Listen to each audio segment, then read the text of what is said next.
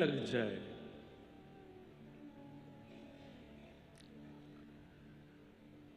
शब्द प्रकट होने लग जाए।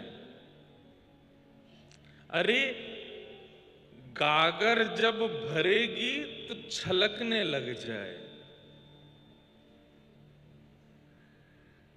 अब कई लोग भजन करते हैं, कई लोगों का नाम जप चलता है, गुरु कृपा से साधना करते हैं, परंतु अपने तक ही रखते हैं, अपना ही कल्याण कर लेते हैं। ना अपनी पत्नी को बदल पाए, ना बच्चों को बदल पाए, ना परिवार को बदल पाए, ना भाई बंधुओं को बदल पाए, ना किसी और जीव पर कृपा कर पाए। भजन तो तब मानो जब आपके भजन से किसी अन्य पर भी उसका असर होने लग जाए, तब समझो कि आप भजन कर रहे हो। क्योंकि गागर भरेगी तो छलकेगी, और छलकेगी तो गागर में जो रस है वो दूसरे को भी प्राप्त होगा। श्री हित ध्रुवदास जी महाराज वृंदावन आ गए, लेकिन वृंदावन आकर के अभी तक वह जो मन का भाव था वो प्रकट नहीं हुआ, छलका नहीं है। और जब मां गर्भवती हो, 9 महीना व्यतीत हो जाए और 9 महीने बाद भी यदि बालक का जन्म ना हो तो मां को प्रसव पीड़ा होने लगती है।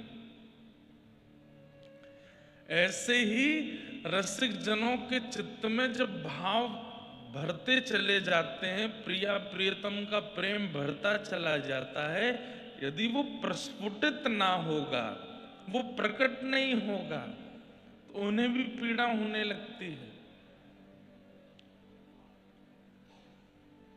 तब उन्होंने क्या किया? वृंदावन की एक सघन वृक्ष के नीचे जाकर के बैठ गए। आज वृंदावन में वृक्ष ही नहीं बचे, वृक्षों के नीचे बैठेगा कौन? और जो बच्चे भी हैं तो उनके नीचे कोई बैठना नहीं चाहता।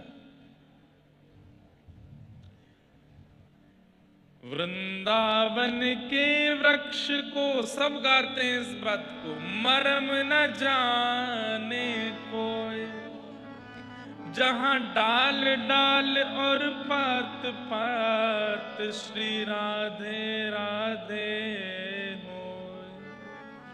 सब कहते हैं इस बात को, लेकिन कितने लोग बैठे देखे आपने पेड़ों के नीचे? कोई नहीं बैठता। वृंदावन में आए तो कभी कभी एकांत किसी सघन वन के नीचे, किसी वृक्ष के नीचे बैठो।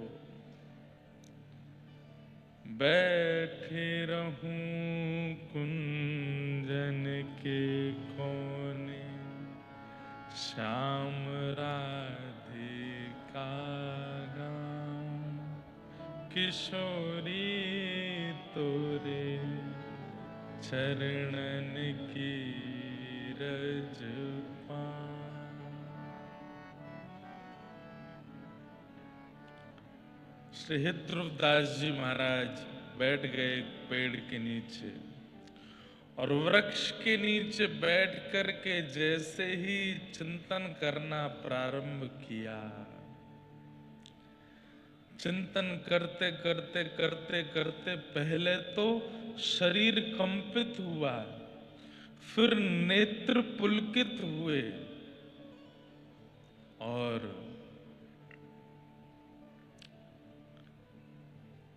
जब हृदय में वह उद्गार भाव हिलोने लेने लगे तो अपने आप शब्दों का निर्माण होता चला गया और निकल पड़ी वाणी, गाने लगे।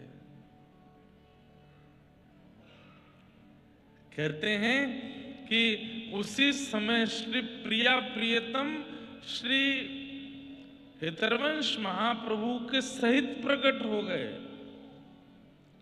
और प्रकट होकर के श्री हित ध्रुवदास जी महाराज को दर्शन दिया। प्रिया जी ने कही, कहा बात है, काय को इतनो व्याकुल है रे हो? बोले, हे श्यामा जी, बस कृपा करो, अपनी कृपा की कोर मुंह पे करो।